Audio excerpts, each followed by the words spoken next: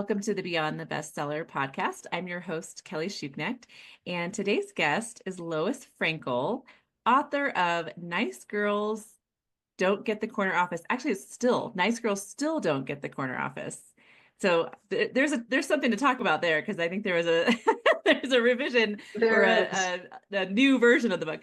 So welcome, Lois. Thank you for joining me on the podcast. And let's start with that. Like, tell me about this book and why you wrote this book. Okay, thank you, Kelly, for having me on the podcast.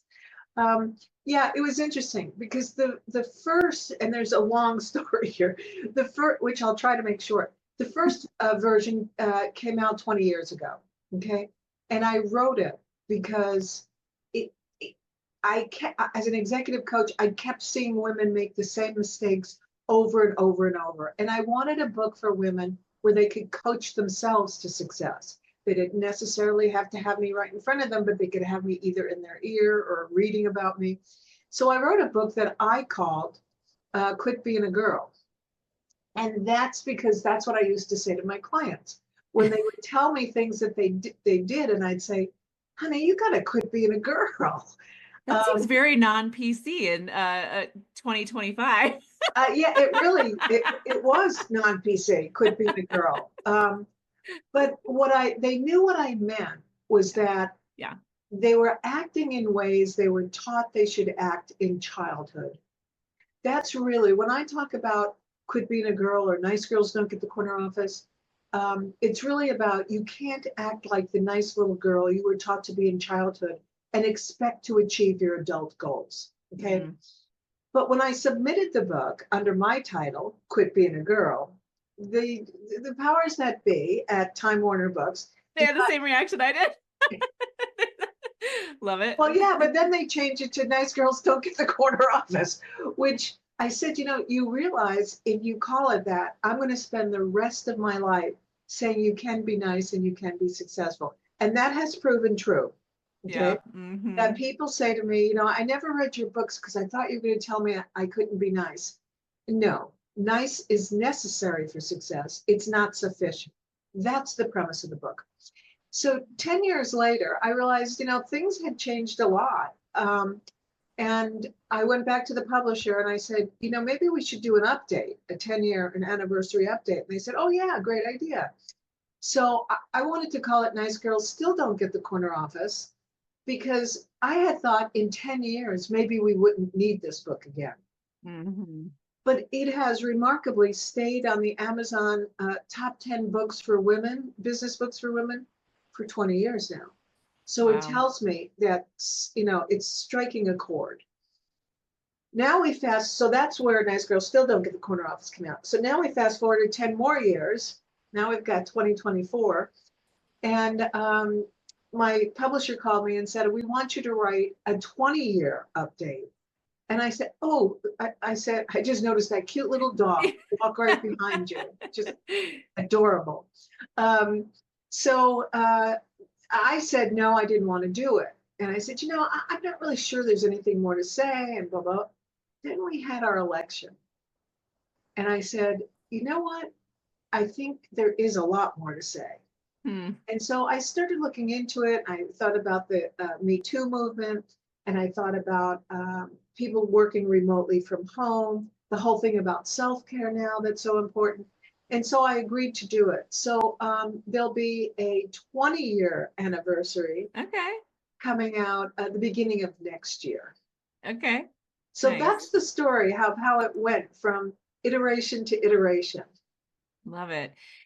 So tell me more about, you talked about the, quit being a girl, which I mean, I had an immediate reaction to it, but I totally understand also, like, it's funny. But yeah, so tell me about who is this book for? Like, why does somebody need this book? Who needs to quit being a girl? Yeah, it's for anybody who finds that they have difficulty embracing adult women behaviors. Because we live in a society that still reinforces and rewards women who act like little girls, right? And women who act according to the behaviors they heard were appropriate in childhood. So let me go back to the first one I outlined the book. The woman that in particular that made me think to write this book was she was a vice president of manufacturing at a very large company. And she was sent to me for coaching because she was a little rough around the edges. Now we know what we call those women, right? Even if they're not, we know what we call them. We call them a bitch. And so I'd been working with her for a couple of months, and I sat down in a session with her. She said, before we get started, I want to tell you I was invited to sit on the executive committee of my company. And I'm thinking, wow, they've really seen changes, right? And I go to give her a high five, and she stopped me. She said, I'm not going to do it. And I said, this better be good. And she said, I've been to those meetings. They're a waste of time. And that's when nice girl, that's when quit being a girl popped out of my mouth again. Because this was a woman who had heard all her life, women have to work twice as hard to be considered half as good. And so she wasn't going to waste any time in those meetings, when in fact, those are the meetings she should be in to build her career. So on the way back from my meeting with her, it was in Herndon, Virginia, and I live in Los Angeles. I outlined all of Nice Girls Don't Get the Corner Office, 101 mistakes women make.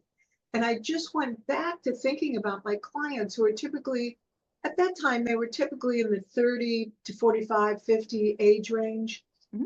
And they were continuing to do things like smiling too much, asking questions instead of making statements. Another good example is a client of mine.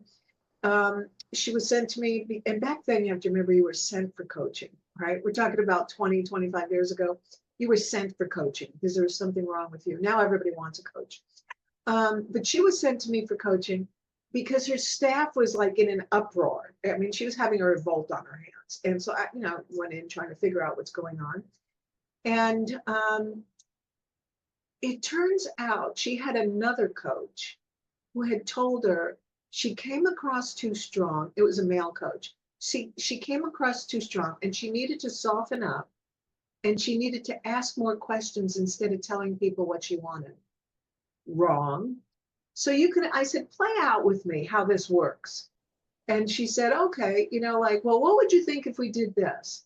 And then I said, well, I don't think it's such a great idea. And she said, yeah, but have you thought about, I said, yeah, I've actually thought about that. I still don't think it's a good idea. Then she went to another question. I said, stop. Do you see what happens when you ask a question instead of make a statement? Now, women need to make statements differently, but it doesn't mean you stop making statements. You still need to make a statement. So when you ask who this book is for, it's for all those people who have a hard time embracing and learning and understanding that women's success in the workplace does look different than men, but it doesn't look like a little girl. I have discovered this very accidentally in my own career. I never had any intention of having a career. Like I didn't really care. Like I graduated from college, got a job, right? Like my daughter is like, she is in college, she's going to law school, she is very driven. Like I was not that person, right? But I found myself running a company as a family-owned company. I was running everything, and then in my next job being on the leadership team, being the only woman in the room, and kind of like looking around, going like, what? How did this happen? Like, and one of the things I remember him saying this is years ago, but I remember one of the things he said to me is like, women who get to that point in leadership tend to act more like men. Right. And I can't even tell you what that means for me, like how I do, but I think I'm just maybe more assertive, more opinionated. I don't know, but you've said so many things I want to dig into, like, so the woman being rough around the edges, that now we call that person a bitch, right? Like, but women, why does that happen? Why do women get labeled as that when I have worked with many men who are rough around the edges and nobody even really says anything about it? That's just how he acts, that's just who he is, right? But like with women, it's like they get put in this like problem bucket when they're rough around the edges. Why is that? Well, I can give you the high level answer, and then I'll give you just like, what I think is logical. But the high level answer is we live in a patriarchy, right? And in a Yeah. patriarchy, men define how women are supposed to behave. I mean, think Handmaid's Oh Tale, yeah. right? And so, and in this country, we are moving even more towards that. So when you think about why is it, well, it's because men define how women are supposed to behave, Mhm. and they don't like to be threatened. Okay? Well, I don't even have to think Handmaid's Tale. I can think of meetings I have been in when I have said something and been shut down, and it's like, no, no, no, we don't want your opinion, right? And I'm like, why am I here? Like, this is why I'm here, and everyone else gets to speak, but I don't get to speak. Like, Mhm. anyway, sorry. Yeah, like No, exactly, it's a feeling exactly, that I don't think many people would know unless they've experienced it, but I've experienced it many times where I know there's a difference because I'm a woman. And right. it's weird. Like it as it's what's that like I don't know, but like when it's a feeling you get, right? It's a Mhm. feeling. It's not a like over like this happened and I can like say specifically, but it's like a general feeling women have, I think, from my own experience, just being in leadership. Anyway, Well, sorry, those are called microaggressions, hmm right? That they're not yeah. always overt. But And how do you identify them and call attention to them and like put that into words? okay, it's interesting because my most recent book, not the one that's going to come out in 2025, but about 2 years ago, I came out with a book called Nice Girls Don't Speak Up or Stand Out. And I Hmm wrote that book, and it's an audio book. I wanted it to be an audio book because I wanted people to hear it. Okay. And that book I wrote because of exactly what you're saying. Women were saying, I kind of have a feeling when these things happen to me, but I don't know hmm what to do about it. hmm Right. And and that's the problem is that most women who may not be as assertive as you, when they feel that happening, what do? They back down, they Yep. shut up, right? Yep. And that's not going to help them. And so one of the things that I think is that imperative for women is that they learn how to tell people to go to hell so they look forward to the trip, right? Men don't have to do that. Men Right. can tell you to go to hell, and it's like, okay. And then other men forget about it within 10 minutes. If Right. we were to do that, we'd be the talk of the Yeah. town, right? Yeah. So it's important that women understand we live, and that kind of goes to the other reason. We live in a society where we don't like men who act like women, and we don't like women who act like men. I'm not saying that's right. Okay. As I often tell people I speak to, don't shoot the messenger if you don't like the message. I'm only telling you how it is. So that what women need to do is learn these communication techniques that I teach, um, and they're in my books for how to communicate without losing that sense of who you are. So, for Yeah. example, okay, if you feel like you got shut down in a meeting and you have this feeling, well, what just happened? I just got shut down, or nobody listened to what I said. What about being able to say, could we hold on for a minute here? I feel like I put something really important on the table and it wasn't acknowledged, and I'd like a little bit of feedback. Oh man, I want to go back to one of the meetings I remember and say that exact thing. Right? Yes. Yeah, exactly. And so we can do it. We just have to do it differently. Okay. hmm Same thing with negotiation. Women negotiate really well for other people. They don't negotiate well for themselves. And part hmm of that is because they see negotiation as confrontation or as being greedy. Well, there's different rules for how women negotiate. Women have to negotiate using the relationship, using understanding what you need and what I need. Men don't have to do that. They can go in and, if they're tough negotiators, that's seen as a plus. If women are, it's not necessarily seen as a plus. And one other thing, just yesterday, in terms of communication, and this happens to women all the time. Um, I have a place where I volunteer, and this woman came up to me and she said, I'm so disappointed. I live in Los Angeles. We've had all these fires. And she said, Yeah. I'm so disappointed. I came up with an idea about how to make some money and donate it to the fire victims in our community. and I was shut down.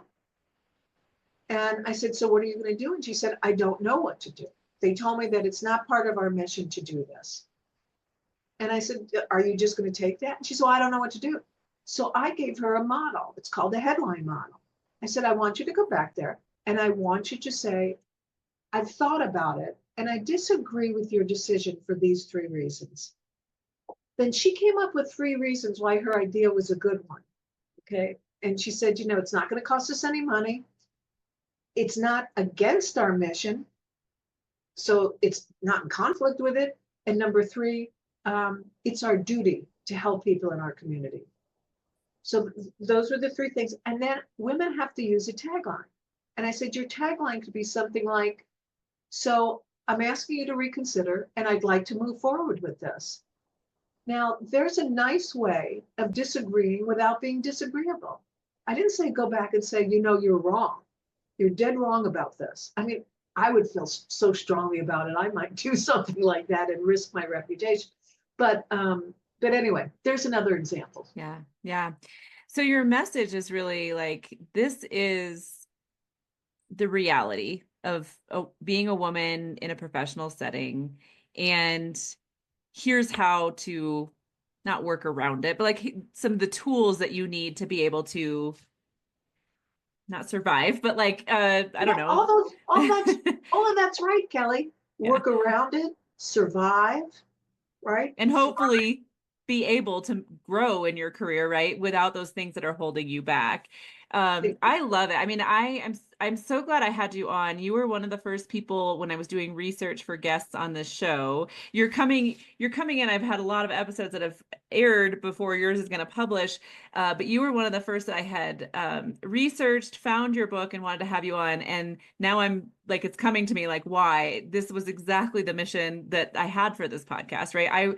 I'm passionate about supporting women in the workplace.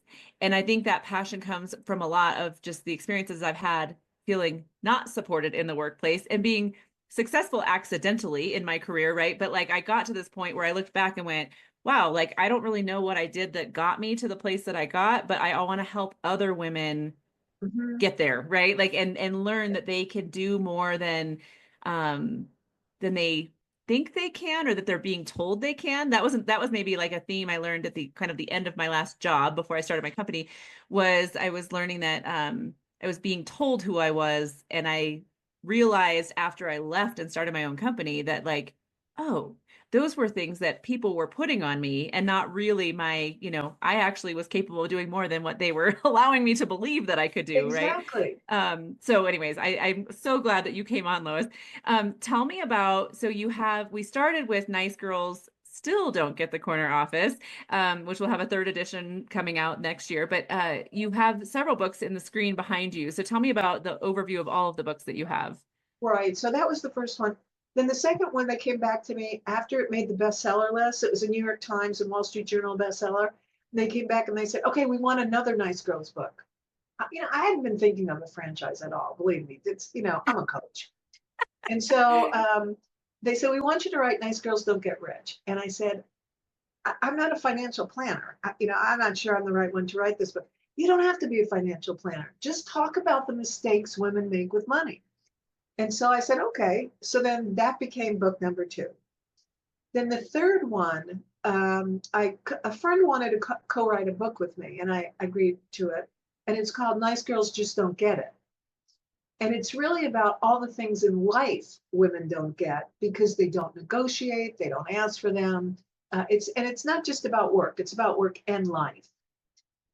Then the 4th Nice Girls book was Nice Girls Don't Speak Up or Stand Out.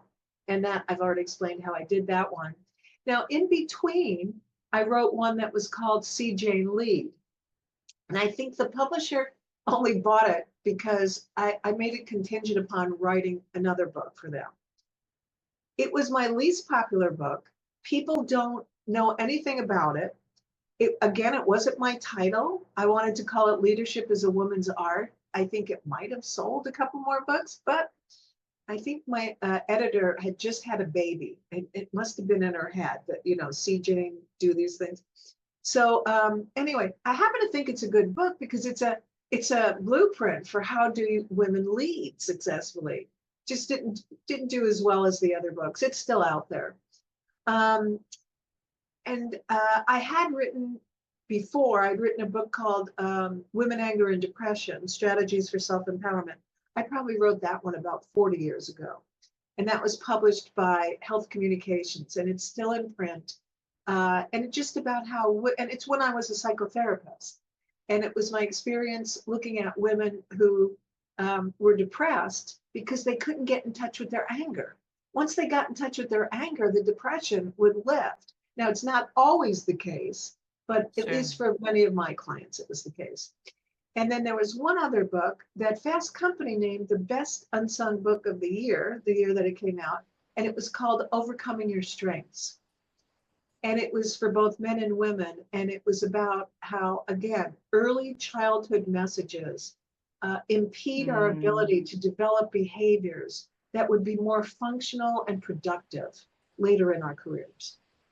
So that's kind of the history. And then I came out with a fun one. Nobody wanted to buy this one. All those others, were sold, but nobody wanted to buy this one. So I just self-published it. And it's called Ageless Women, Timeless Wisdom. And I went out and I interviewed women in their 70s and older. And I asked them, what's the one thing you know is true at your age? And so it's just filled with all this wisdom. And it's beautifully illustrated. I got a great illustrator to do it. And that's out there too. Nice. Well, it sounds, the C. Jane, what was it? C. Jane Lead. Lead. That one actually probably sounds like one I should read immediately. That sounds right up my alley, but all of them sound amazing. I think it sounds like you have some really great books out there. So I definitely will be checking them out. Thank you for coming on and sharing those with us. I will link to the Nice Girls Still Don't Get the Corner Office in the show notes. Is there anything else that the audience, any other links you want to share, any other resources for people to get in touch with you to learn more about what you're doing? Yeah, I'd love people to connect with me on LinkedIn because I regularly post tips for women or articles that I've read that I think women should know about. Lately, it's been a little bit more political, but that's just because that's who I am. The time, yeah. But I'd love them to connect with me on LinkedIn. And also my website is drloisfrankel.com, and they can contact me through that. Great. Well, thank you, Lois. I will connect with you on LinkedIn just after we finish recording. Thanks for coming on. Kelly. Thank you.